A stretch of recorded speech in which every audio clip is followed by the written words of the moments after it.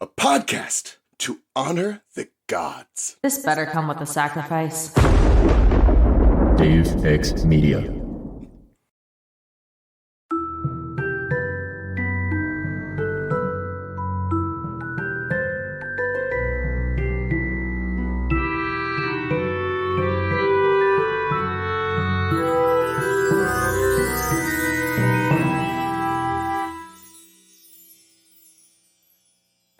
Welcome to the Restricted Section, a podcast in which all of my smarter friends come on my show to tell me everything that I've missed in the 30 times I've read the Harry Potter series before in my life. If you haven't done the reading, don't worry, we did it for you. Here's what we're talking about this week. Harry Potter and the Order of the Phoenix, Chapter 30, Grawp. Welcome to Hogwarts, the shit show. With Fred and George gone, everyone thinks they're the new best prankster, and boy are they keen to demonstrate their commitment to mischief. The swamp is stuck, dung bombs everywhere, Peeves is absolutely on a rampage, and we love every minute of it, until Hagrid has some news. He's keeping a prisoner tied up in the forest, and that prisoner is his brother. His brother is a giant. So it's not a great situation. And Hagrid literally has the audacity to ask these children if they will look after this technically feral giant should anything happen to Hagrid, which it almost certainly will. Anyway, at least Ron won the Quidditch game and scored Gryffindor the cup, I guess. Doesn't seem very high on my list of priorities right now, though.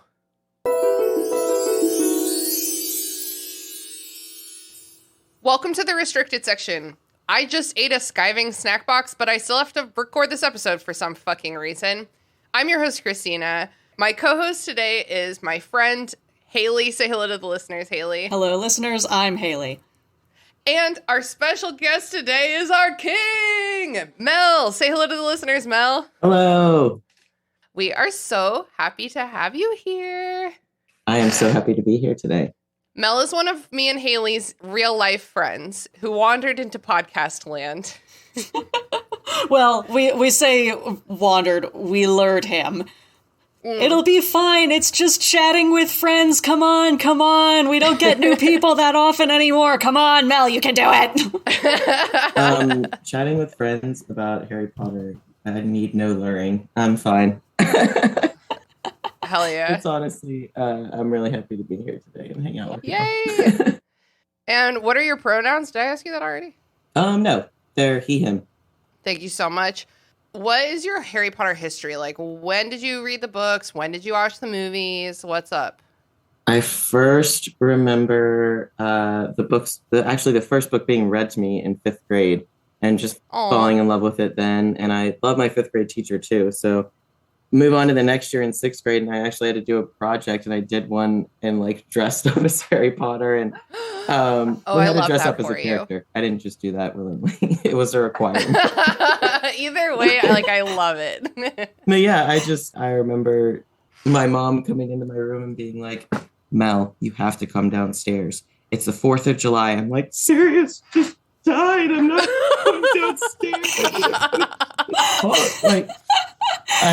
I think I didn't, I promise, but I almost punched someone when they told me that Dumbledore died, and when they were ahead of me in the books because they were faster readers than I was. So. Oh my god, I'm so sorry. Yeah, that sucked. That was like at swim team practice one year. But that's like the equivalent of learning that like Santa's not real. It's like, thanks, my youthful innocence is ruined. I feel like it was worse. Oh my god. Yeah, I've read the books quite a few times, not in a number of years because I'm getting old, but I've loved all the books. I maybe read them all like 3 times through like 10 years ago or something like that. And then like I've of course like memorized the movies because it's background noise and sleep movies at this point. So yeah, honestly, at a time where I didn't even really know who I was, these books like saved me. So I have some other opinions about J.K. Rowling's in these current times. You got some thoughts about J.K. Rowling? I probably wouldn't be here without part of her mind that wrote these books. So, yeah. Yeah. I love talking about them, so I'm really excited to be here with you Yay! We can just not talk about the author, and if you have to refer to her, you can refer to her as that bitch, or Joanne, or She who just a should joke. not be named. She who must not be named. Roll some more. Like, you got options. One season we just called her. I like that. Do you remember that that's from... Do you remember that that's from when we looked up a drinking game to play with Independence Day? Yep. And one of the rules, it was just in the wild on the internet, one of the rules was every time the president's daughter enters the scene, you go, her? It didn't even say anything about drinking. What? It's so silly. We like watching that movie in Cena's backyard on the 4th of July, and it's just like low fences, like one of those neighborhoods. So we're all just sitting there at night, fireworks going off in the distance, watching Screaming. Independence Day. Every time we see Abigail Breslin's itty bitty little face going, "Her!" That's not Abigail Breslin. Isn't it? No. She looks like Abigail Breslin. Independence Day. No, it's absolutely not. Independence Day in 1990 what? That's 96. And that is not Abigail Breslin. Wait, I haven't fact-checked it yet. I'm just so sure. What the hell are any of these people's names? Whatever, it's fine. It's not Abigail Breslin. I think it might be this bitch Mae Whitman, but maybe not. I'm actually just looking for the youngest white girl on this list, so I don't know. Anyway, Mel, what Hogwarts house are you? You want to guess? Okay, I'm gonna guess Gryffindor. Haley, what's your guess? Either Gryffindor or Ravenclaw, I'm gonna say. No, I stump everyone. No one ever guesses. You're a Slytherin? Yeah. Wow. Well, the funny thing is that you guessed the other two, though.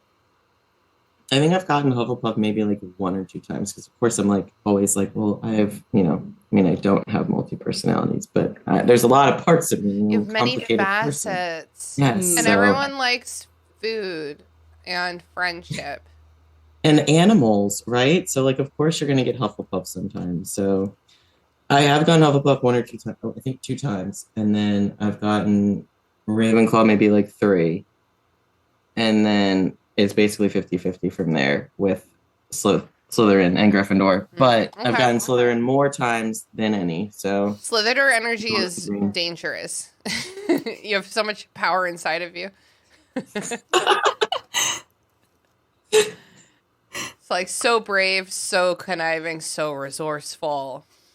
I like to be, but I should take the test again soon, just to see. Yeah. It's been maybe like 3 years. Right, like where are we in life? Let's see. Yeah, lots changed in 3 years for me, so... I don't think I've taken it since Check it out. Pottermore came out. When I must have been like 16 when Pottermore came out.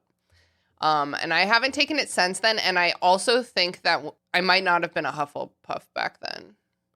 I don't remember. It's all about how you identify. Yeah, I self-define as a Hufflepuff, just like I self-define as a blonde. It fits. Sorry, I've been having this big thing lately about if I should go back to my natural color because it's easier and better for my hair, but I just feel like a blonde inside. You know what I mean? I didn't even know that you weren't a blonde. My hair is like light brown. Yeah, me too. And I'm identify with my dark, so I understand you. Thank on the other you. side. Everyone weigh in on if I should go back to light No. brown. No. Okay, well, thank you. I like That's how I blonde. feel too. I mean, it'll be weird for me at this point if you do it. Like, you've been blonde most of the time that I've known you, that Do you your remember hair when I hasn't had been black pink. hair? Do you remember when I had black hair, Haley? We knew each other then. Mm-hmm. Oh, yeah, When we knew each other. was this? I think it was 2017. I need pictures. Yeah. I have And no then- memory of It didn't this. happen. And then I had pink hair, and then I had maroon hair, and then I had blonde hair, and then I had orange hair, and then I had blonde hair again. And that's my whole story. I'm not used to not remembering things. I have no memory of you with black hair. Haley, you say that you're not used to not remembering things, and yet, if I remember correctly, I think you left a used handkerchief at my house. Didn't remember that, did you, huh? Okay, listen, there's remembering and there's remembering, all right? Useless details about my friends, absolutely all of the time to an uncanny degree. My own stuff, including used snot rags, Yeah, that's it's the iffy. thing. You've left a lot of things at my house before, but a used handkerchief is definitely the most intimate. I usually try to keep them in my pockets. I'm surprised that happened. Every time I walk past it, I'm like, bookers! I'm not Wait, sick. so I know you're a Hufflepuff.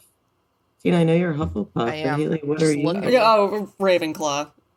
Just look Okay. at her. I mean, I thought so. yeah, what but- else would it be? Look at that face that says, don't make me explain it to you. It's like this. Oh, you want me to go on a quest and do something heroic? No, thanks, but no. I would prefer not to. Schemes, plots, absolutely not. Loyalty, following our friends into danger and or the grave and or their schemes and plots? Also, no. I am going to be in the don't believe library. All of you fuck off. Wait, you have to watch Gunpowder Milkshake. You have to watch it with me. It's about badass hot lesbian librarians. Like, that's... What? I need to watch this with y'all. Sold. Okay, it's about Karen Gillan doing punches and stuff. Who the fuck is she? Still sold. But it's really about this network of sexy weapons librarians. Very who are- sold. No, yes, please. Let's do that. Have you guys ever noticed? I guess I'm talking to the listeners right now. Have you guys ever noticed that in these episodes, I say welcome to the restricted section twice? I say it in like my pre-recorded intros, and then I say it on like the live recordings also. And I just realized that now, and we're 30 chapters in. Okay, well, now you have to commit. I don't know if I did it last book. Well, consistency is key, so... No, absolutely not. I'm writing for next season already, and let's just say I've finally figured out how introductions are supposed to go. But I big talk. still don't know how to end episodes. If you're out there and you know how to end a podcast episode, please email restrictedsectionpod@gmail.com and tell me how to end a podcast episode, because I do not know. Anyway, let's talk today about fucking Harry Potter and the Order of the Phoenix, chapter 30, Grawp. That's almost as much fun to say as or. Grawp. Oof. It's just uncomfortable, you know? It's not even like technically his name, it's just what Hagrid is gathering. Yeah. What if Grawp means water and Grawp's just like, water, water? Oh, no! Oh, that's fucked. That just reminds me of the SpongeBob episode. Water would be nice. Yeah, and that one. So I might have mentioned that these days I am pre-reading the rest of the series, which is when I read all of the series all at once, I take notes, and I strategize which people should come on for which episodes. It's a thing I do. Does this podcast seem planned? Because it is. So I'm currently about 100 pages into Harry Potter and the Deathly Hallows. And let's just say that I don't feel like emotionally I have time for Order of the Phoenix right now. Like, I'm on to like much more dire shit than this. Hagrid. Now we gotta take this interlude. We gotta walk away from the big game for all of this. Okay. Let's get into the chapter. Let's get into it. So, what's the last thing that happened? Fucking Fred and George broke bad. Yeah. Hell yeah. Yeah. They How are we became feeling about damn that? legends, is what they did. Literally one of like my favorite parts. It's Especially so good. just because everyone is so excited for what they did too. It's what everyone wanted to do, but didn't have the guts to. Fred and George, they all do it. Well, here's the thing. It's so much easier to do anything if you have a buddy. Not anything, but a lot of things. If you Yes. have a buddy. So if you have a twin, it's like, do you want to drop out of school and start a business? Like, yes. Yeah. I'm here with you. We're in this together. And, like, once you have a buddy and both of you have decided that you don't care about getting in trouble at all to the same degree, what can stop you, truly? Truly. It's beautiful, actually. So they're gone. We get a bit of a fun montage of the school as they left it. They left the swamp in the fifth floor corridor. Great place for a swamp. If you ask me, I agree. And Filch has to boat kids across to get to class. I did note in like that paragraph how it's talking about like Umbridge and Filch had been observed trying different means of removing it being the swamp, but without success. And I'm just trying to figure out, Filch is a squib, so like what were his methods? Windex? He was Windex. He had one of those giant pool filling nozzles. He's filling a pool, but an opposite, and he's sending it down into the Chamber of Secrets. All right, I can accept this. That would actually like work one way or another if he was to do it without magic. I just remember it's been a while since I've read the books, and I was like, okay, can we talk about why Peeves isn't in the movies? It's like, what is going on here? Yeah. I totally had blanked on Peeves, and I'm like reading about like Peeves causing trouble too, and Professor McGonagall being like, oh, no, it doesn't screw on that way. It screws the other way. I love that. Like helping him. All I can ever think with that is righty-tighty, lefty-loosey, righty-tighty, lefty-loosey.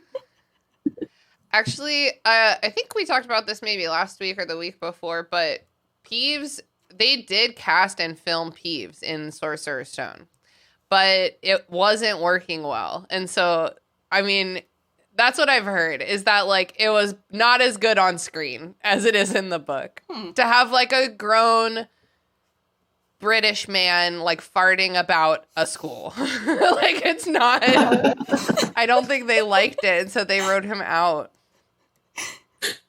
I mean, when you put it that way, I guess it makes sense. I guess. But, I think that, like, today, with today's computer graphics, it could be executed more elegantly. Yeah, it could have been like the problem with the direwolves in Game of Thrones, how it was like, you would think that scaling up just a wolfish-looking dog would be easy enough, and for some fucking reason, like, it's not. Like, it's just really, they look really uncanny valley, so, like, it was harder to animate the direwolves than it was to animate, like, dragons. Oh, shit. Okay. Yeah. So, like, it could be something like that, where it's like, yeah, like, in theory, it, like, he's just kind of up there, just a flying little chaos dude, but, yeah, no, that, it's like, trying to make that look real without it looking, like, uncanny valley or just stupid, I can see how that would be difficult. Yeah. It's interesting. That kind of reminds me of, I learned recently that, like, when computers are randomizing things for humans, they actually have to, like, go slightly less than random, because, like, a random Spotify playlist could potentially play, like, 4 Tom Petty and the Heartbreaker songs in a row, and a human would not perceive that as random. You know what I mean? So it has to know to, like, unrandom it a little bit. That's nuts. Yeah, human brains are so stupid. Yeah, that is true. But we're really trying, aren't we? Well, some of us. Right here live on this podcast, we're trying. Damn right we are. So it says that Filch has to punt the students to class. I understand that that is probably a boat, but I'm still going to Google it, because here, what that means to me is when you... Drop kick something. Yeah. I threaten to do it to my cats all the time. Yeah, no, like for years, I thought that just meant drop kicking students, because he would. I was just impressed that he could. It means just to pass something as a problem to someone else. It also means to defer indefinitely, which I also think is funny in this context, because it's like, I'm going to defer on packing up this swamp indefinitely by punting y'all across the swamp. Oh my God, wait, hold on. Shut the front door. That's so random. Do you guys know when life just gives you those random moments and you're like, what the fuck? I have to text Courtney right now. Okay. Courtney texted me yesterday asking if I knew what the word nadir is. Oh. For the record, I said something to do with zeniths, and she said it's the antonym, and I was like, great, I consider that correct enough. And I'm on Merriam-Webster.com, and the word of the day today is nadir. What is do it you know? nadir? Is it pronounced stupider than that? Am I exotifying it by calling it a nadir? I mean, nadir just sounds objectively cooler than any other way you could pronounce that. Webster says nadir. Nadir. Okay, great. Close enough. Google, is it Nadir? Yeah. Google says nadir. Ew. Ew. Ralph? Like that, Isn't that Ralph? Yeah. Okay, wait. Look. Sorry, I have to text Courtney. Okay, I'm glad you guys can all witness this. Okay, so we're punting students. So there's no meaning of the word punt that means boat. I assumed that there would be. If you know differently, tell me. I feel like I've heard that used for a type of boat, like a type of just tiny pole boat. A long, narrow, flat-bottomed boat. I didn't scroll down enough. Yeah, like something like a and wait, or to propel with a pole. Yeah, so I think it's like a hillbilly gondola. It's also the monetary pound of Ireland, for whatever that's worth. All right. It also means to play a gambling game against the banker. What banker? It also means a concave indentation in the bottom of a wine bottle. That's so crazy. This is a punt. It's in my hand right now. What doesn't this word mean? I'm fingering the punt. I'm fingering the punt. He touched the punt. I looked it up on Google too, and I was like, is punt a British term? Nice. It's like punting means boating in a punt, which is a long boat with a flat bottom. The punter pushes a pole against the riverbed. And that gives it a way to move. Okay. Yeah, okay. So he's gondolaing them. Yeah. It's a hillbilly gondola. This is what I'm saying. Oh my god. Yeah. I love this for Filch. He should go find somewhere to be a long-term hillbilly gondola guy. Wait, no, that's actually where I want him to retire. I want him to take like romantic couples. Just steer them through swamps. Okay, wait, this is great, actually. You know how when you're crossing the country with a couple of your friends to go slay a dragon, and you get to this river, and it's too big for you guys to get across, so you stand there at the edge, and then a mysterious old man is like, I can punt you across, but it'll cost you. And they're like, we don't have any money. And he's like, it doesn't cost money. And that's Filch. Let's make a deal. But you have to do it because you have to go slay the dragon. But he does, in fact, just get off of the boat and then drop kick you across the river.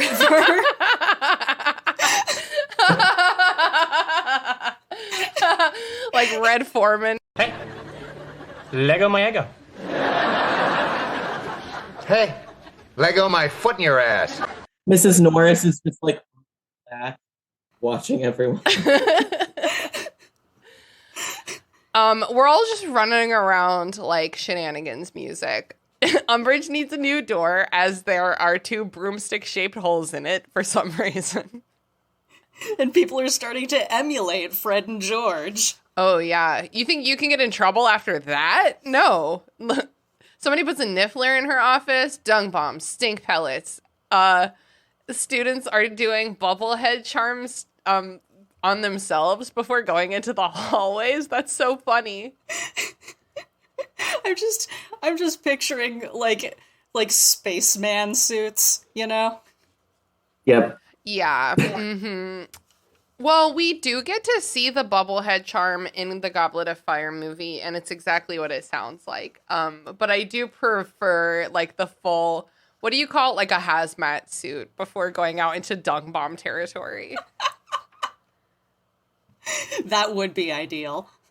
Yeah. Just do like a full body, like a bubble body charm. A bubble buddy charm. Your bubble buddy from SpongeBob. Buddy. Oh my god. He kept us waiting for a bubble. This is the SpongeBob episode. You can never tell before an episode starts. Is it going to be a Bob's Burgers reference episode, or is it going to be a SpongeBob's Burgers reference episode? I got both, so wait for it. Okay, hell yeah.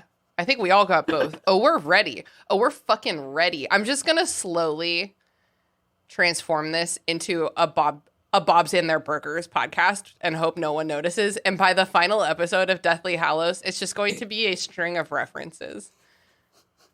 Like, and no original content. What's the Star Trek planet with the people who speak exclusively in like cultural references?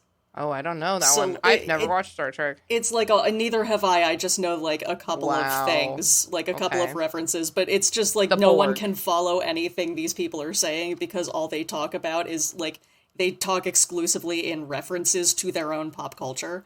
Wow. Which is kind of us. We kind of do that. Yeah. Wow. Interesting. Yeah. Idioms on top of idioms. Wow. Wow. It's crazy that we're recording and it's not fully dark outside. I know. I almost like whiffed on this recording because it's usually dark when I come to record. I tried to put lights on in the back that were colored and like set the mood and everything, and they just looked weird because it was still light outside. Mm-hmm. Now it's dark. So, but... Is this going to be our last ever daylight savings? I don't know. What's up with that? What's the latest? I don't know, man. Like, I looked it up a couple days ago, and it looks like it hasn't... I think it passed the Senate, and it still needs to go to the House, or possibly the reverse. I'm not great with politics. Me neither. Yeah, I can never keep... I know which one's which, I just can't remember which one goes first.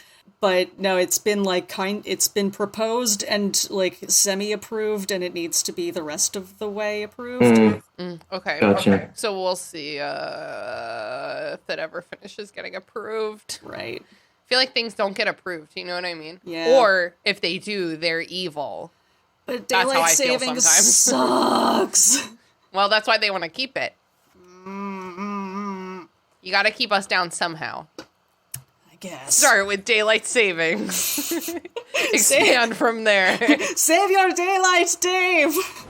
Hi, Dave! Hi! In Australia! It's Oscar here, in Iceland! I got your email the other day. It made me really fucking angry! You know, I get 3 hours of sunlight per day! Every day, 3 hours! And you are arguing about 1 hour! One piece of light at a time.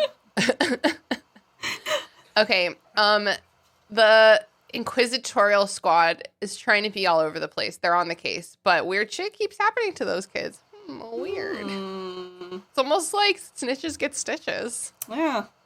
Or, sent to the nether realm for a couple weeks. Students are constantly using skiving snack boxes. Is that how you would say that, skiving? I believe so. Imagine the sickness. Everyone is quite literally down with the sickness. This is so fucking funny. It makes me content to just think of Umbridge's face when this is all going on, though. Yeah, this is the kind of shenanigans that I wish was in the movies. Yeah. Exactly. There's so many points that I wish were in the movies. But oh my god, like the infamous Harry Potter Cho Chang Valentine's Day date of 1995 or whatever. I'm even talking the first one. They completely just don't have Snape. Or not the first one. Yes, in the first one, in the Sorcerer's Stone. When they don't have Snape and potions and everything as a way of protecting the Sorcerer's Stone. Oh, right. Yeah, Snape's I was like, I feel like Snape was in the first one. Like, no, I see what you mean. Yeah. It's been pointed out to me that sitting there watching someone solve a logic puzzle is not the funnest thing to watch. I've also complained before about how in book 6, the book takes great pains to teach our heroes unspoken spells where they like aren't talking. And I was complaining once about that not being in the movies. And it was pointed out to me that showing a montage of people learning to not do something is not very interesting. And I was like, fair. I'm picturing it now. It's like the DA, but it's dead silent. Everyone's face is just screwed up. No, they're all just making like poop noises, you know? when you're having a tough one. We get the very legendary McGonagall Peeves moment, which is no notes. No notes. I love that McGonagall does this. I love that Peeves is like, thank you. I love that Harry is not sure if that's what he heard. But he's like, he's pretty sure. He's pretty sure. Dude, McGonagall's petty and I'm here for it. Oh my god. In the last chapter where she was getting on Dolores Umbridge about, do you need a cough drop? Like, so good. Beautiful. Professor McGonagall is definitely one of my favorite characters. She makes me happy. I think she's like beloved to everyone. If you have anything bad to say about McGonagall, email restrictedsectionpod@gmail.com because I'd be shocked and I would be interested to hear also. Defend yourself. Just kidding, yourself. but also I named do my defend cat yourself. Professor McGonagall. Hmm?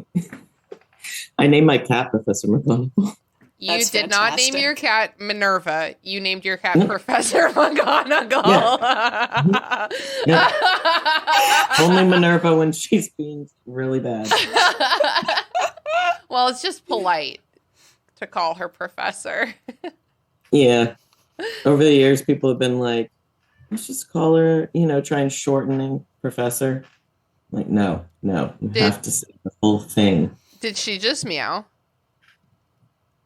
That might have been a there's cat no on animals my in end. this room. Maybe I meowed. I don't know. I heard him meow right when you said Professor McGonagall, but it definitely might have been one of my cats. Your door is semi-open. It's like cat open. It has to be cat open. I'm not allowed to not have it cat open, Haley. You know what doesn't give you problems like Beta this? fish. Yeah. Oh, Haley, beta do you want to fish. tell the listeners about your new family member? Yes, indeed. I am sad to announce that Ruth Beta Finsberg is no longer with us. I recently got a new fish after a period of mourning. My new fish is named Ludfish von Betafin.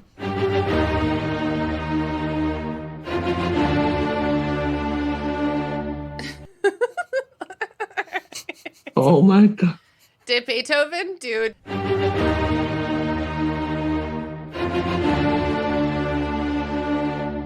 Right? That was Beethoven? I think so. Okay, if so, I'll put it after you announce the name. I always get him fucking confused with Bach. Just make sure it's not Bach. Okay. That's all I I'll ask. get it right. I'll put something else that's kind of jazzy if that's not Beethoven. Neither of them is jazzy.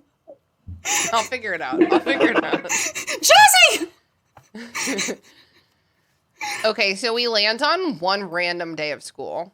It's Charms class. They're just chit-chatting. We're worried about Montague. Should we tell What's that this Fred and George we put him in shit? the We're not worried about Montague. Hermione's worried about Montague because Hermione has been conditioned to be nice, and that's the problem with doing that to your kids. That is the problem, especially with, like, lovely, brilliant women. Like, I feel like Just let her know. I relate to Hermione a lot. Just like, how can I bear the burden of everyone else's emotions further? I know. I'll feel bad for this guy I hate. Mel, would you tell if you knew where Montague had been? Because he's in the hospital wing now, but he's all addled. They don't know what is wrong with him. So Hermione is like, should we let them know what happened to him? AKA he was put into a broken vanishing cabinet and then showed up in a toilet. In the toilet? We haven't addressed that. In? Yeah, well, they did say that the vanishing cabinet was broken. I would say it's very broken. I would tell. You'd tell? Mm-hmm. Is it gonna help? Would you go to Pomfrey or McGonagall, or would you, like, put an anonymous note somewhere? I'd like put in an anonymous note somewhere. That's I'm good. not trying to be involved in that. But I think my conscience, like, I wouldn't be able to, I don't know, I care too much about people, which is probably why I need to take this test again. Yeah, Not to say that Gryffindor. it can't be good, but you know what I mean. What do you think, Haley? I mean, look, there's a couple of things in this world that we know of that can just spontaneously vanish someone for a couple of months. Like, Fred and George warned Harry about that before his first ever Quidditch practice. Like, sometimes that'll happen just in Quidditch. So, you know, Right. is it that different just vanishing spontaneously versus vanishing in a broken vanishing cabinet? I feel like it's all gotta be the same backwards nether realm. Like, clearly there's something fucked up going on there. Yeah. But I think it's all kind of the same fucked up thing, so, like, is it gonna help? Is it gonna help if they know that he was in the broken vanishing cabinet, the notoriously unpredictable broken vanishing cabinet? The question is, I didn't write it down. How long has Montague been out of the toilet? Do you know? It's like out of the closet, but dirtier. That's exactly what I was thinking. He was found... It's like when you tell everyone that you have a unique kink, you're coming out of the toilet. I'm so sorry, Haley. He was found at the end of Snape's worst memory. Or, no, the beginning of Snape's worst memory. And then right after that was Easter, which would have been like about a week. A week? It's been about 2 weeks, I think. So 2 weeks is probably the amount of time that I would give, seeing if they could just figure it out before I try to tell someone something. I will say that teenage me would be having much more of a moral quandary. Teenage me would be so much more and definitely not saying anything. No, teenage me had much more of a guilt complex, and I think I'm at a point now where, like, we're already this far into a whole ass war, and I kind of know what side this guy's on. Fuck him. Okay. Also, Ron and Hermione and Harry are always the ones around for when anything goes around. So Why is it always you? Let's not three? report anything. Yeah. Oh my god, they do have like a serious precedent for never reporting anything, except for in book 5. No, every time that we think it's Snape, they'll report the hell out of that. But anytime else, no. All through the next book, just reporting, telling everyone he knows that Draco and Snape are up to something. Anyway, we're still on Order of the Phoenix, I realize. So Hermione and Ron start worrying, not for the first time, but for the first time in any kind of real way, about where the Weasley twins got their money from to start their business. So Harry finally confesses that it was him. He's like, I have a lot of money and I gave it to your family. Not your mom, your least responsible brothers.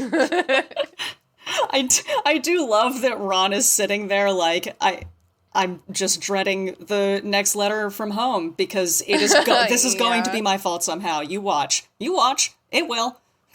She'll find a way. Been there. Yeah. It sucks. The continued, like, moderate vilification of Molly Weasley. Like, I don't know if it's vilification so much as just, like, parents be unfair sometimes, you know? Listen. Every time I say the phrase, the vilification of Molly Weasley, which I've said more than once on this podcast because I like to sound smart when I have cool ideas, someone is like, I don't know if it's vilifying her. And literally. And I think that's because we all understand that parents can be annoying and they don't understand you all the time. But Molly fucking Weasley does more for the people in this book series than any fucking other character. She is the only one who holds everything together at every step. And I think that you could never possibly give her enough credit.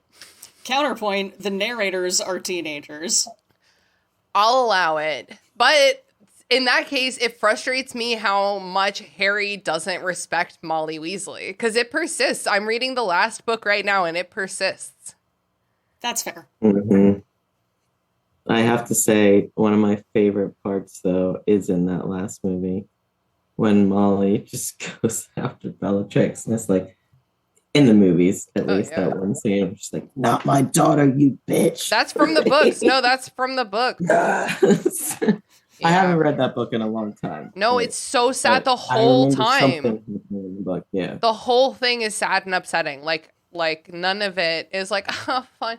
Like the funniest thing is the fact that Ginny and Harry are like want to be together so bad, but there's a war and they're stuck in this tiny house. Well, I've only read the first 100 pages. They keep like looking at each other and touching each other and being like, oops.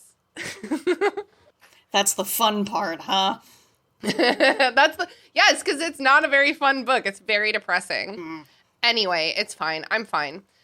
Okay. There's no time for foreplay and depressing time. Absolutely not. That's why Bill and Fleur get married so quickly. Okay, Hermione's pestering Harry about occlumency because basically they're like, why did you want to speak to Sirius Black? Like, what did you guys even talk about? That was so important. And he was like, oh, Snape stopped giving me occlumency lessons and they want me to start them again. So Hermione's like, well, that's my mission in life now. Yeah, like you said earlier, how can I take on more of this emotional burden? Here's the thing so here's the thing. At the beginning of the book series, we talked about how Hermione didn't really know how to talk to other people. She very quickly learned how to talk to other people. She learned so much. I think she actually, and I relate to her more every day. I think she like hyper fixated on it for like a year or two there and was like, how can I conduct myself in a way where I like won't get bullied, basically. And so now her next step to learn is how to protect herself while still being a good person. You know what I mean? That's like her next step. Yep. I'd say that's fair. I love You'll get to that in your late 20s, Hermione. Yeah, that is where it seems to happen. I love the progression of this conversation too, because like they start off like with the whole Montague thing. Hermione's bringing that up, and then they kind of jump to the twins and the money. And, like, Hermione just doesn't really say anything else after Harry's big reveal.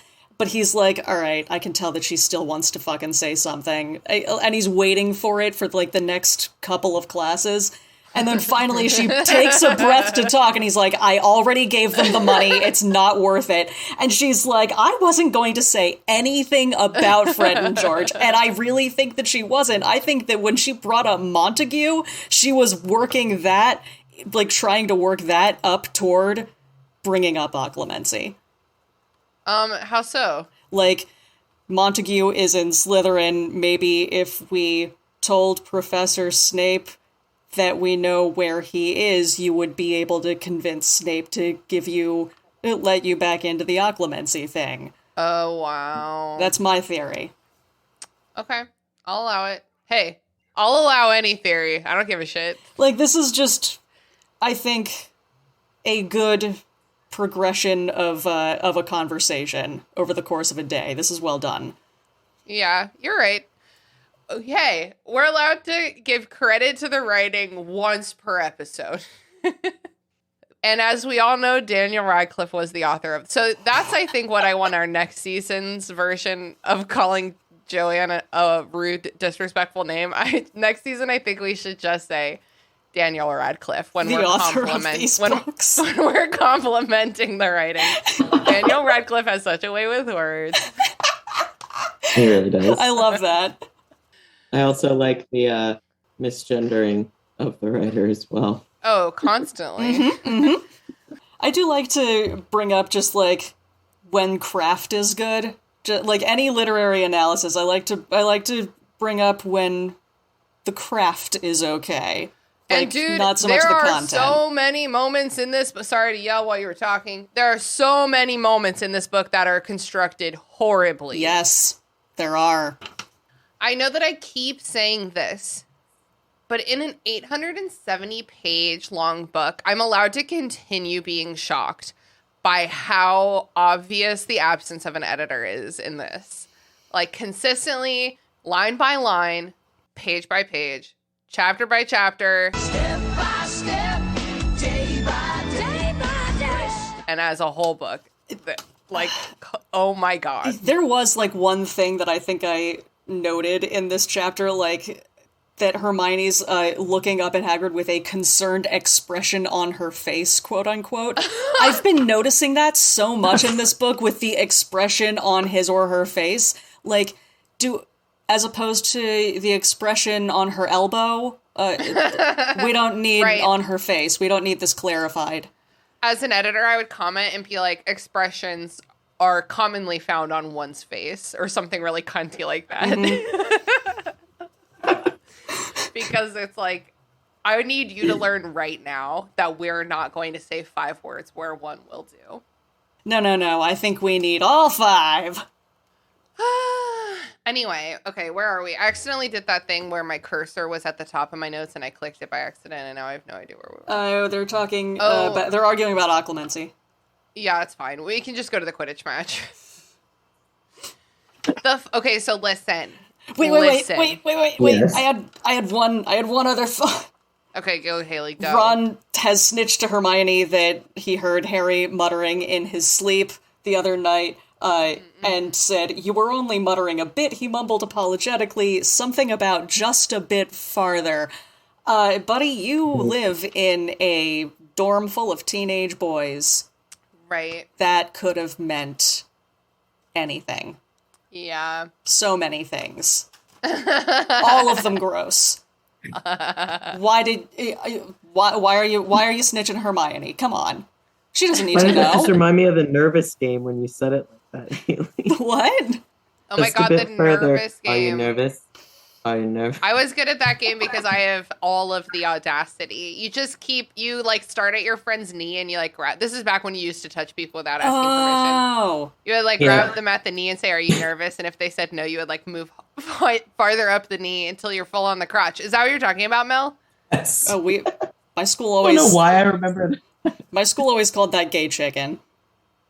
Well, mine was usually not gay because I went to a Northern Virginia public school. Me too. Oh yeah, you did too. But I thought you were perhaps maybe talking about your private. Oh no. This was gay chicken in a early 2000s homophobic sense.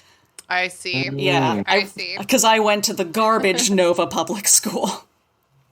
Isn't it cool how with all those attitudes, none of us came out gay in the end? It really worked. Yeah, damn, they really bullied it out of us. Yeah, speak for yourself. Success! Almost every episode of this podcast is majority gay. The final match of the Quidditch season is Gryffindor versus Ravenclaw. But, hey, can we talk about this? But, did y'all notice that at the end of the chapter, they're talking about the Slytherins, not the Ravenclaws? Well, the Slytherins would have been at the game. But listen, the way this is framed, they're playing Ravenclaw. They come back. Well, maybe we'll get there, I guess. But wait, what's the word? I propose. I propose that they got it confused. The Danny Radcliffe got Ravenclaw and Slytherin confused. Okay, we'll get there.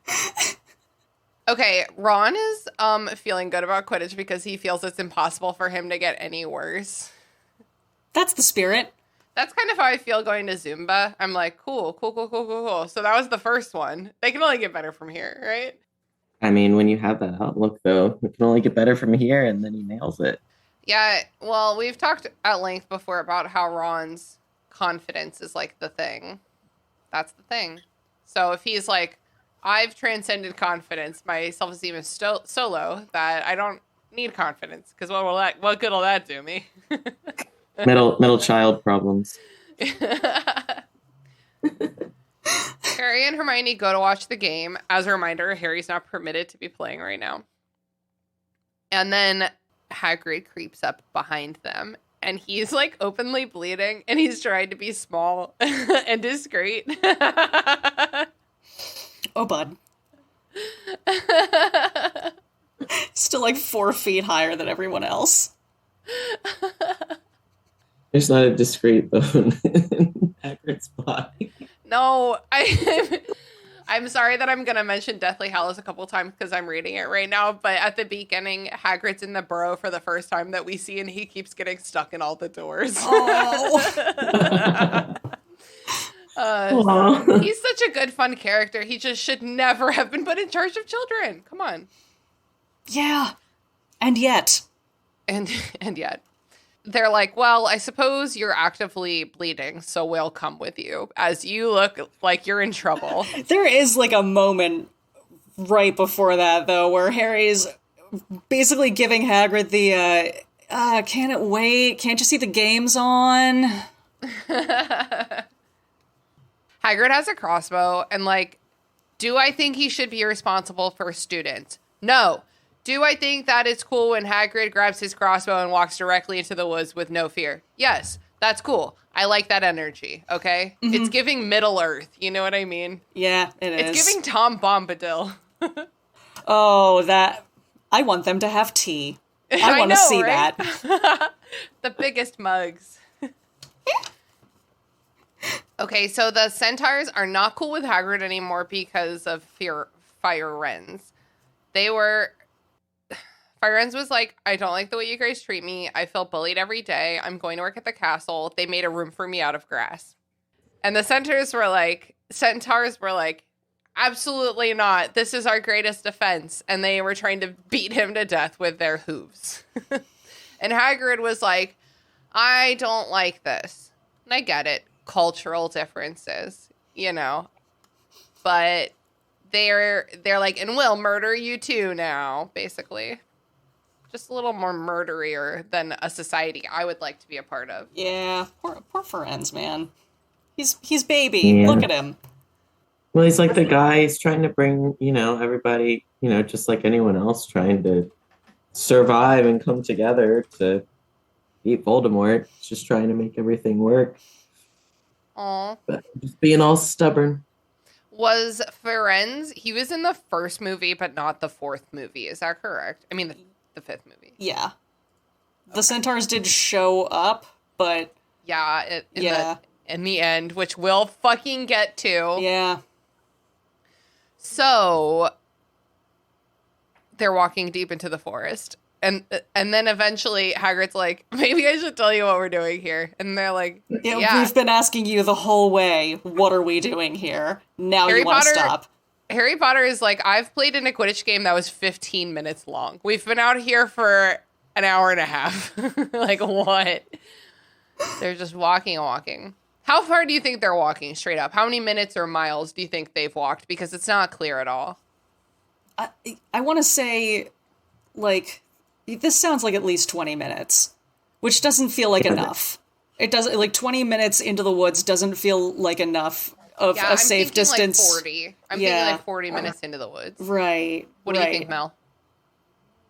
Yeah, it seems like it's a pretty long walk because they're wandering, and plus the timing just doesn't seem like it matches with the Quidditch game. It's like, how is the Quidditch game just going on for like this long? Yeah, because that would be... I feel like they're in the woods way longer. And that would be like a 40-minute walk back, too. Exactly. Time. I should have put this in my math episode. Can I tell you guys? Listen to this story. We do bonus episodes for our Patreon subscribers. Patreon.com/pod. Check it out in the show notes. I slurred the link because I'm not sure if I got it right. But we did a bonus episode about math because our bonus episodes come out the second Saturday of every month. And I thought that the second Saturday of March was Pi Day, March 14th. And I recorded this whole episode thinking that the Saturday was the Pi Day. And I did this whole episode. And then when I looked at the calendar, I saw that Pi Day was a Tuesday and not a Saturday. So I don't know how I made that mistake. So I was like, well, I'll just release this episode on Pi Day. And it'll be a little early and that'll be cute and fun. A fun reward for my patrons. I love you so much. But somehow I still accidentally scheduled it to come out on March 13th instead of 14th. So, a long, boring story about how I'm bad at counting, let alone math. Oh, comedy of errors. With myself. Yeah. Oh my God, Haley, that's actually like a really cute turn of phrase because at some point between now and the end of the summer, you and me and Leela are going to talk about I think it's the 93 Much Ado About Nothing movie. Okay. Have you seen that one? I have not. It's sometime in the 90s. Why does it sound familiar? Have you seen that one, Mel? It has Kenneth Branagh and Emma Thompson in it. and Denzel Washington and Keanu Reeves. It's a lot of fun. I'm down. It's a lot of fun. I think it. No, I haven't seen it. Okay, we can all watch it together because it's really silly and funny. I might have been really stoned. Wow, it looks feel you familiar. there. It sounds familiar. Did I watch this movie? Did I not watch this movie? Was I just stoned? Okay, back to the woods. Okay, he's like, I'm going to get fired soon. Hagrid, that is. He's like, I'm not really worried about it because there are bigger, wink, issues here. Mm-hmm. He's like, wait, let's stop so I can explain it to you. And then he explains nothing. Seriously. That's exactly what happens with this bunch of other stuff and then just keeps going. He's like, I'm going to get fired. That's why I need to tell you this. Let me explain anyway. Let's go. And then Harry's dumbass is like, well, whatever you need help with, of course we'll help you. Stupid. Like, are none of your alarms going off right now, Harry Potter? Maybe consult your legal counsel, something. Consult your legal counsel. Sorry. You think you would have learned after all of the different creatures at this point? It's Lawyer up. Dragons, hippogriffs. No, it's fine. We got it. So they keep walking a little bit deeper until they arrive at a large mound of earth, which is sleeping. Wonder what could be under that. Wonder what that horrible creature that mound of earth could be the lair of. It's Grawp. It's Grawp. Okay. This is the worst side plot in any of the Harry Potter movies, period. Thank God it doesn't last long. I said movies. I meant to say books and or movies, but mostly books because that's what we're talking about on this very podcast. I just think that it is so much setup with no payoff at all. Mm-hmm. And fiction isn't an agreement between the author and the reader of setup and payoff. And it's just so many pages dedicated to this thing that supremely does not matter. Grawp is a meaningless addition to this story. Completely meaningless. They don't do, what's it called? When you go out to other nations and be like, "Here, we're here to be your friend." Like diplomacy, but like the verb. Come on, Haley, verb for diplomacy. Diplomizing? I don't fucking know, man. There's no liaising with the giants because of Grawp. Like, Grawp is just here against his will and he's against the beat of the story. Like, he is like a brick wall in the middle of this story. He's a delay. He's there to be a delay. That's all. That's literally what he does. He's a delay. He reads like somebody told the author to add more bullshit. It's like, oh, we just need a little bit more fluff here. The book isn't quite long enough, but it is. It's so fucking long. How many words is this book? I'm sorry. I'm getting really tired of it. Oh, I want to know now. How many words is Order of the Phoenix? Haley, are you ready for this number? It's 257,000. Oh, God. What's the most words you've ever edited in a book? 220-something thousand. I was going to say, for me, definitely around 200. Was it? Are we talking about the same book? What book is it? Because I'm talking about the one that you edited and I proofread recently. Okay. It's a long one. We're here. We're at Grawp. Look at him. Just look at him. This is where Hagrid's injuries have been coming from. He don't know his own strength. That's no moon. That's his brother.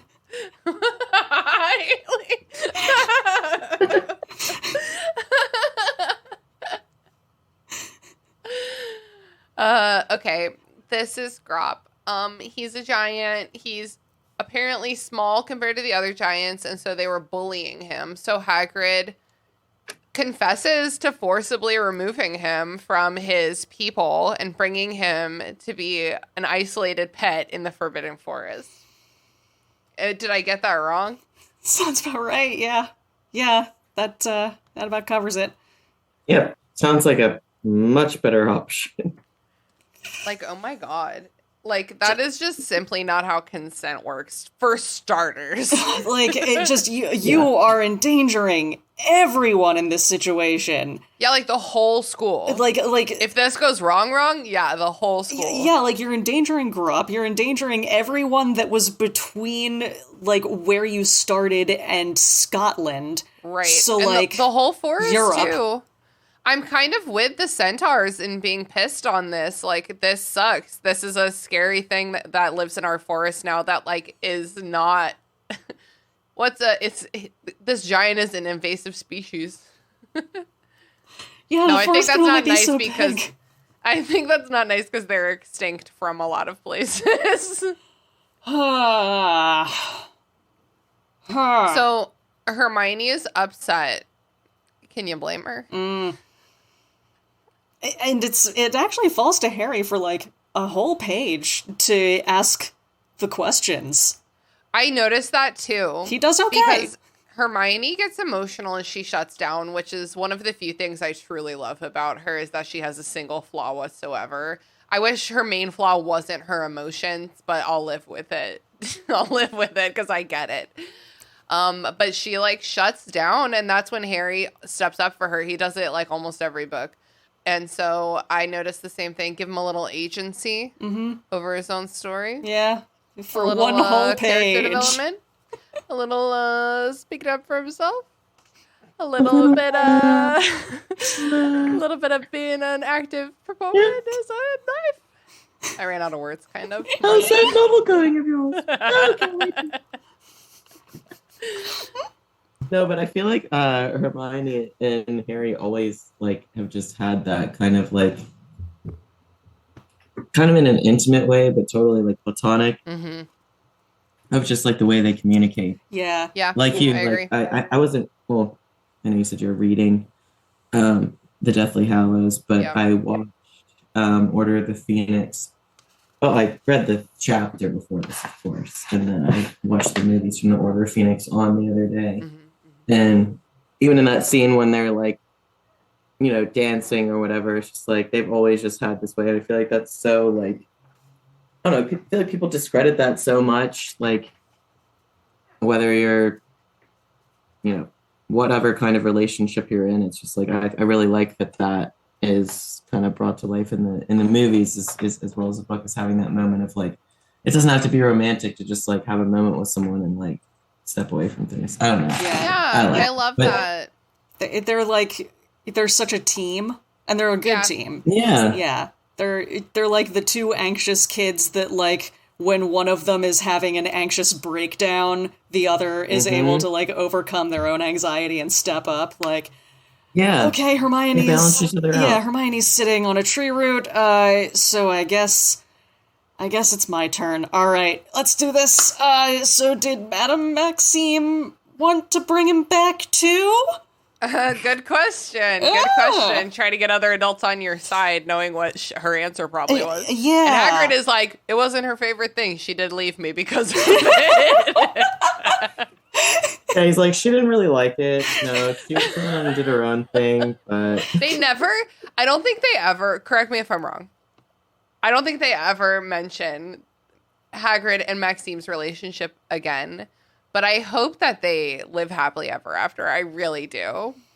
I mean, yeah, I was about to say that too about the last thing we were talking about with, like, Harry just being aware, like, more so than Ron, of course, but, like, the dance, that reminds me of Madame Maxime. Like, even in that moment, like, Harry knew how to be there for Hermione. And in the same way, like, you see, like, Hagrid and Madame Maxime, like, you know, dancing and, like, you know, all of that, like, during that you're like, what happens? What actually happens? You don't find out, like, in any part of it. But honestly, admittedly, I had forgotten that in the books, I thought, because I've watched the movie so many times. Movie memories are normal.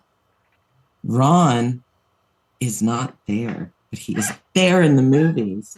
They totally just, like, go from, you know, Fred and George, you know, fireworks to, like, okay, like the game, but then we're in the forest. Like there's just the transition in the movie. It doesn't like detail that like Ron's not even there. Ron's over here, like winning. Yeah, he's living his own Get to life. that, but yeah, he's living his life. He's living his life. But like Yeah. you don't even realize that like, yeah, it's different. See, I didn't here's realize the that he thing. wasn't even there. If this book had been edited better, Yeah. the movie wouldn't have had to make room for it. You know what I mean? The book just kept adding pages. It was like, I don't care.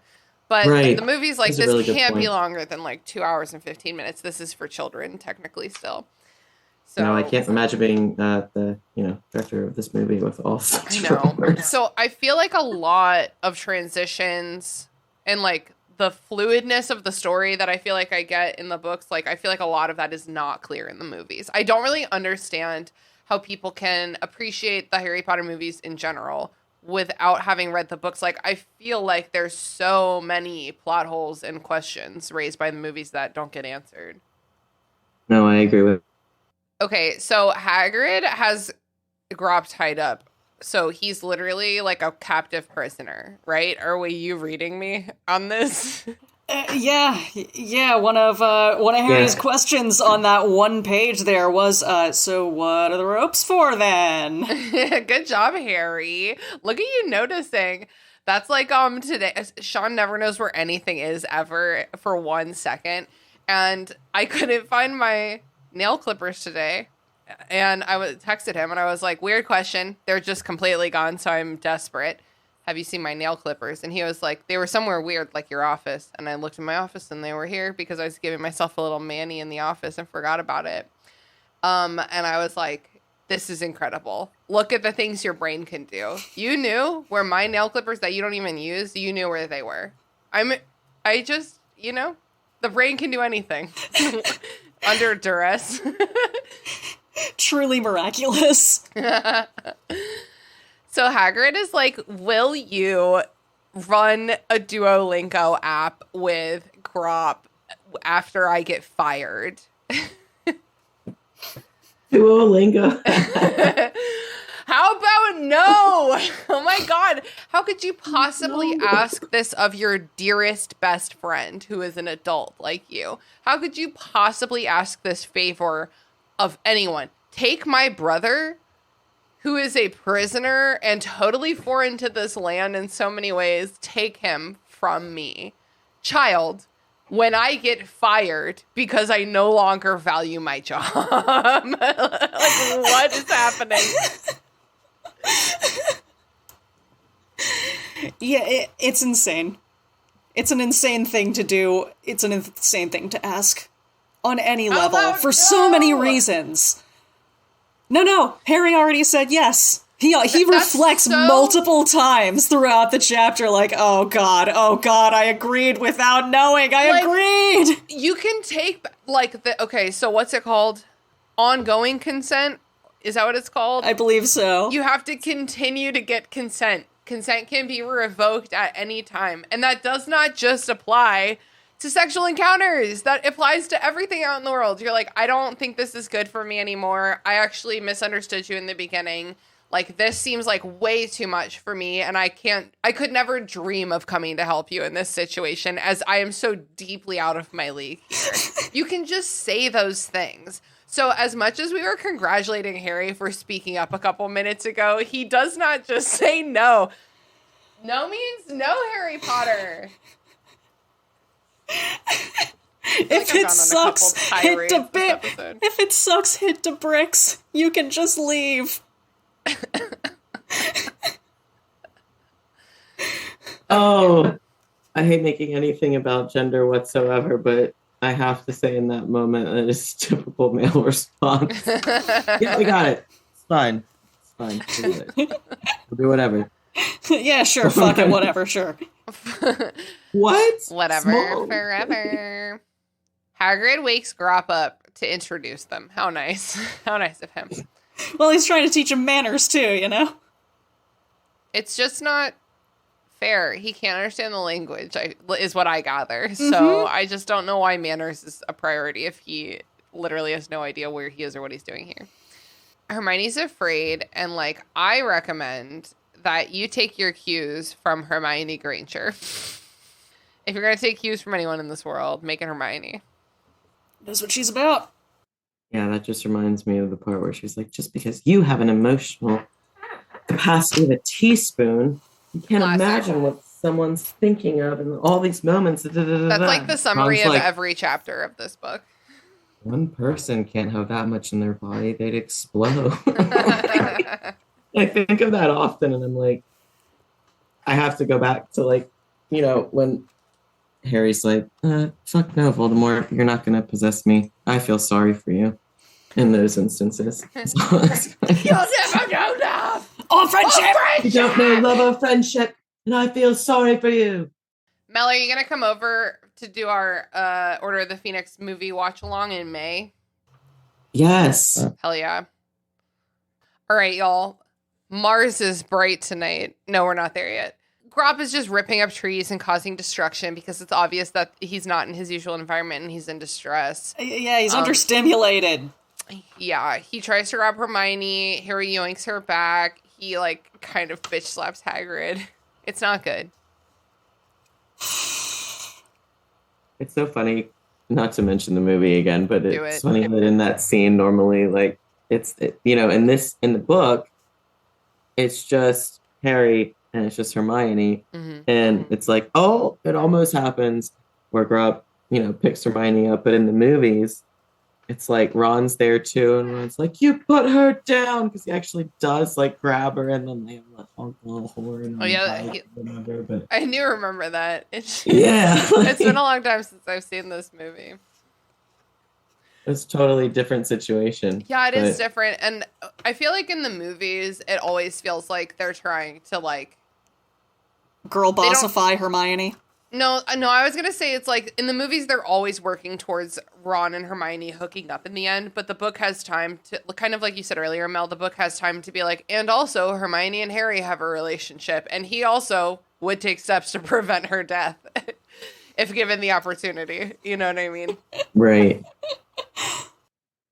It's sad that people watching the movies don't know about that. Yeah, exactly. Well, and that's why they put the dance in. They were like, hey, I know that we've been kind of like skimping on this relationship for the past 7 movies, but like, believe me when I say that Harry and Hermione care about each other. And that's why it's going to be creepy when we see them making out in the Horcrux dust. Ew. Don't make me think about that. So finally, it's time to go back toward the Quidditch pitch. Except they come across some centaurs. Majorian. What do you think, Haley? I'm gonna go with Magorian because it sounds cooler. Magorian is like, we told you to fuck off. But then they're like, wait, he's accompanied by his young, and then Bane is like, they're not even his young. They just happen to be young. And then they're like, no, we could never hurt innocent foals. And Hagrid's like, let's go. Yeah, you heard them. They can't hurt foals. Okay. No one knows how to feel about being called a foal. Exactly what I was going. Something of this sort I was going to mention. Foal? Like, yeah. It's just a weird word. Yep. It's just a very weird word. It's giving brony. That's what I was thinking. It's giving Daddy Dom brony. No! And his full. No! Why? I was trying so hard not to go there. Did I ever tell you guys I went to BronyCon one year? Yes, you've told me this. What? I'm trying to go places with you. I went to BronyCon with my brother as his security detail because he was young. That's so awesome, though. BronyCon chaperone. I love that. I wore a Legend of Zelda shirt and booty shorts and got a lot of attention, let's say. Fuck yeah, you did. It was so long ago. That was probably 10 full years ago. Oh my god. Anyway. Okay, so they get to leave because they're young, I guess. Even though Hagrid is like actively arguing with them. Hagrid is in full YOLO right now, which Fine, go full YOLO if you have to, but like, do not drag minors that don't belong to you into that mess. Like, Hermione's even trying to be like, hey, Hagrid, they seem pretty pissed. I don't think they're gonna let us in to do the completely insane thing that you're asking us to do. And Hagrid's just like, nah, you're fools, you're fine. Yeah, you're good. So they go back to the Quidditch pitch. There's cheering and shouting. Hagrid's like, I'm out of here. I don't want to know what this is about. They're singing, Weasley is our king. Okay, wait, and here we are at the end. It says, they hear Weasley is our king. The song was growing louder, but it was issuing not from a crowd of green and silver clad Slytherins, but from the Gryffindors, blah, blah, blah. And then on the page before, they're talking about, let's go inside before we have to talk to the Slytherins. And if they're playing Ravenclaw, I just think they would be more concerned about Ravenclaw. Like, well, what? They don't have the antagonistic relationship with Ravenclaw that they have with Slytherin. Like, it kind of sounds like the Slytherins are really the only ones doing the song. I beg to differ because I think Harry feels incredibly antagonistic toward Cho Chang, the Seeker on Ravenclaw. Yep. Like, he's also not trying to run into her, but like, they're surrounded by people singing the song, so that's like, they think that, oh, that must mean that there's a large group of Slytherins that are coming this way. Because like Ravenclaw wouldn't. Right, but like the Slytherins would be singing it if Ravenclaw had won because they demoralized Ron.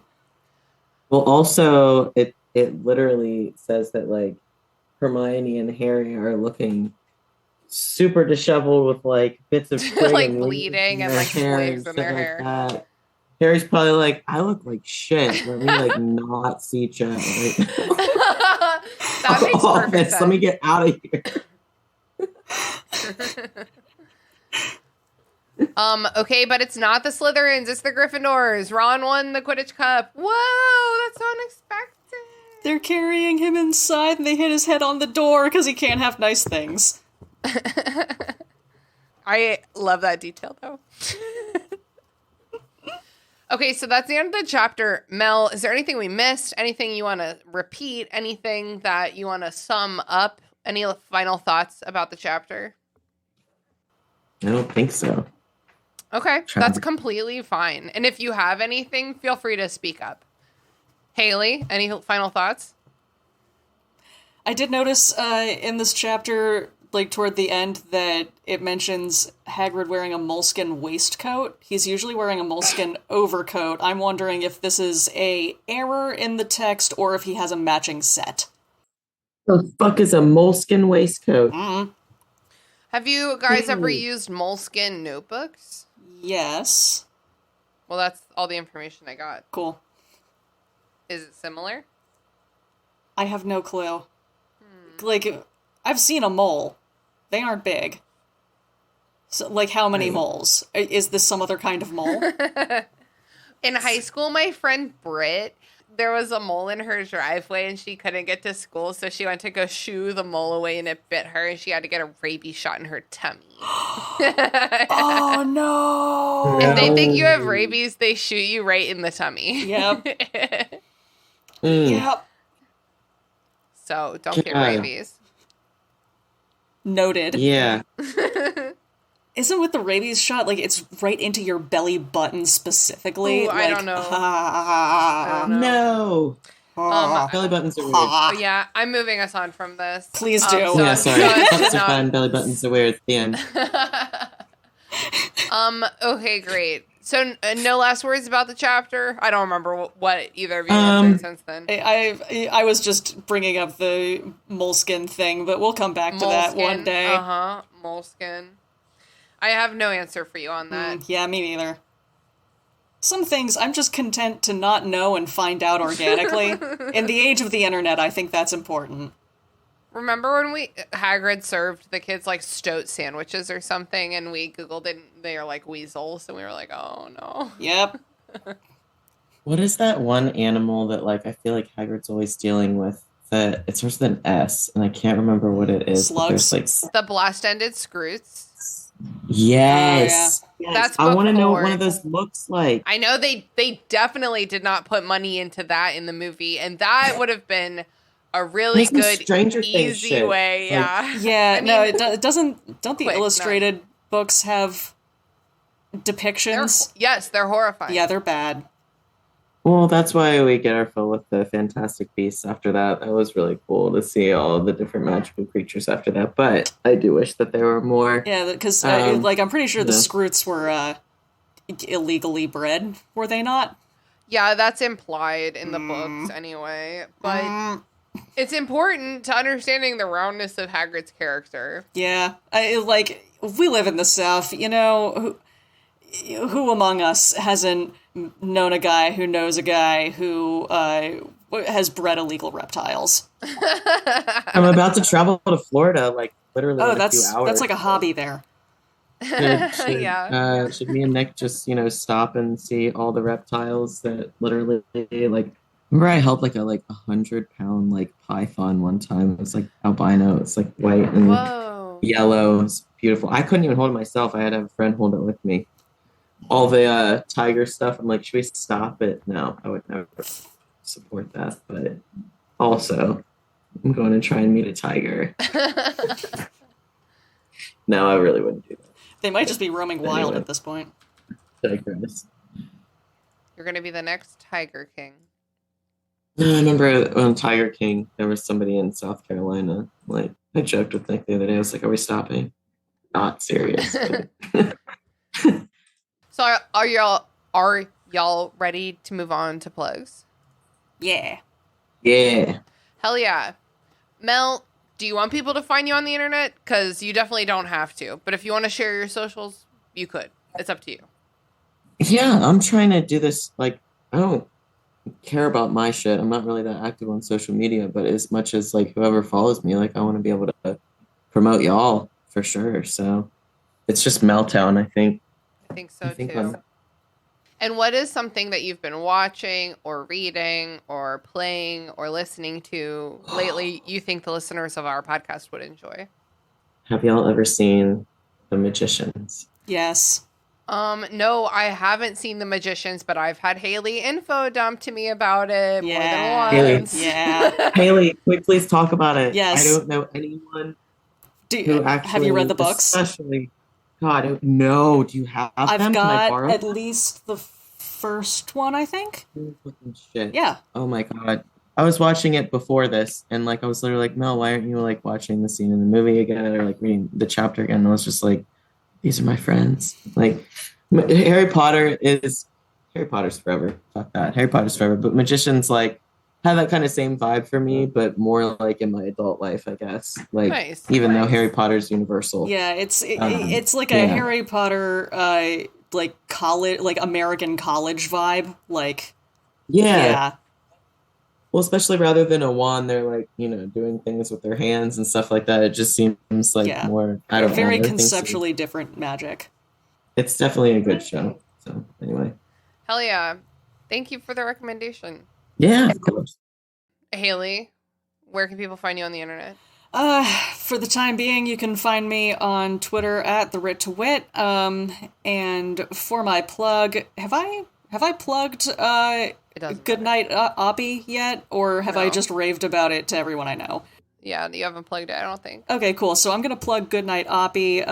I think it's free on Prime, but it's kind of a documentary about Opportunity, the Mars rover, just from conception to the end of her mission, and it all of the people who were involved in designing and operating this robot over 15 years, and all of the stuff that we learned about Mars from Opportunity. So it's one of those stories that comes together really well into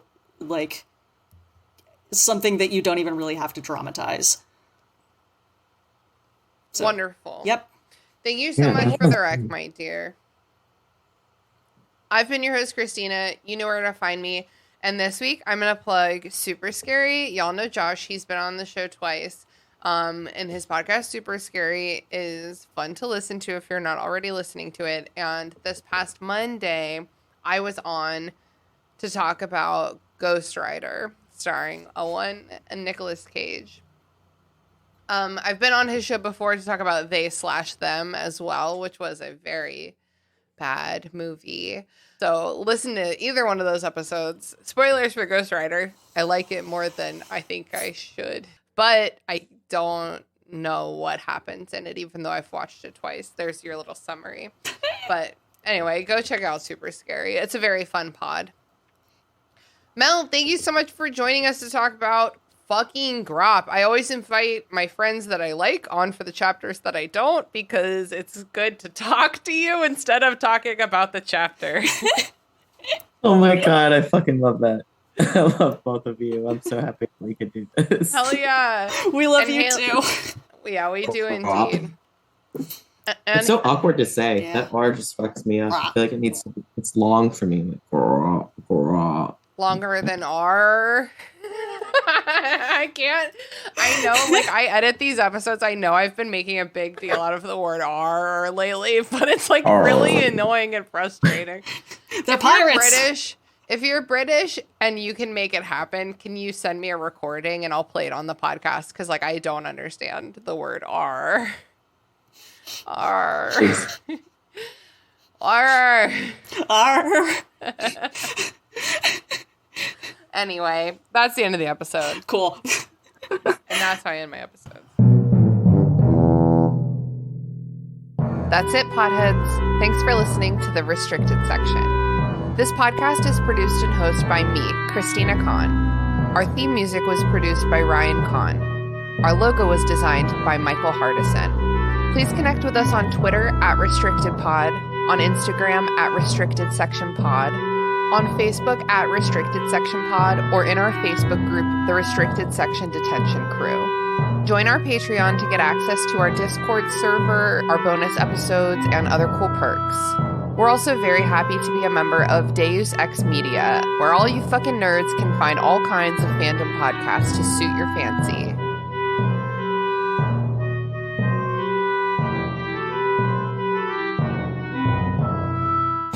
Coffee, tea, honor, cabbage.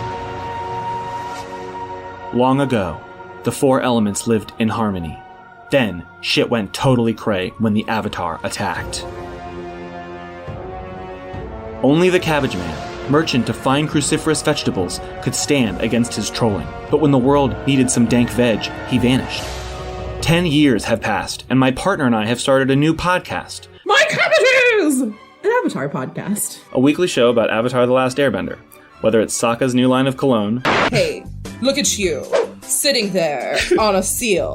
Well, now look back at me. I'm on an even bigger seal. Now look away. D&D related antics. You have to make an acrobatics check for that, and Aang just like unzips his pants and whips out his D20s. He's just like, I got this. Or randomly breaking into song. Go bending waterfall. We'll stumble our way through the greatest show ever made, one episode at a time. Rotten cabbages? What kind of slum do you think this is? Yeah, Hagrid's tale always kind of makes me think of that one Rick and Morty episode. Like, on the condition that you listen to my tale.